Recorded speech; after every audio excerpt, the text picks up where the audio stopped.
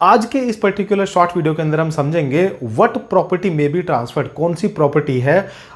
Transfer of property act 1882 1882 में section 6 कि कौन सी प्रॉपर्टी को ट्रांसफर किया जा सकता है, कौन सी प्रॉपर्टी को ट्रांसफर नहीं किया जा सकता।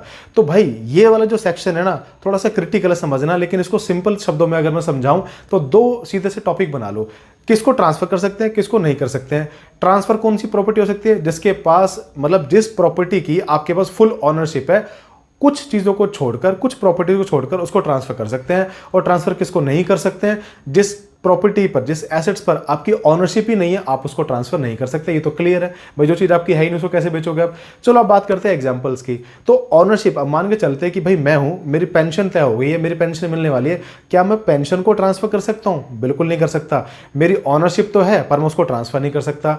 क्या मुझे मेंटेनेंस मिलने वाला है, अगर मेंटेनेंस मुझे मिलेगा, मान के चलते हैं मैं बुढ़ा हो गया और मैंने अपने बच्चों से मेंटेनेंस लेने का भैया कोर्ट में केस किया था और वो मुझे मेंटेनेंस दे रहे हैं, या नहीं भी किया था तो वो मुझे मेंटेनेंस दे रहे हैं, तो मेरे को तो पैसा मिल रहा है, फायदा हो रहा है मुझे, क्या मैं उसको ट्रांसफर कर सकता हूं? बिल्कुल भी नहीं कर सकता।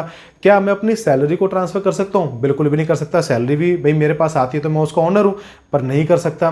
तो इस तरह के जो बेनिफिट्स हैं जिसके अंदर मियर पॉसिबिलिटी होती है, जैसे मैं कहूं कि भाई मेरे पास फ्यूचर में प्रॉपर्टी मिलने वाली है, भाई तू मुझे 5 लाख रुपए दे दे।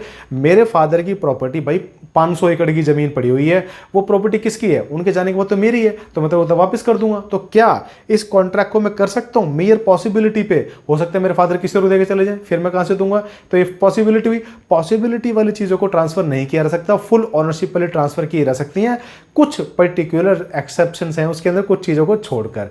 तो मेन कहने का मतलब यह है कि आपको टॉपिक जो है क्लियर हो गया होगा। अगर हो गया तो लाइक कर देना। Thank you.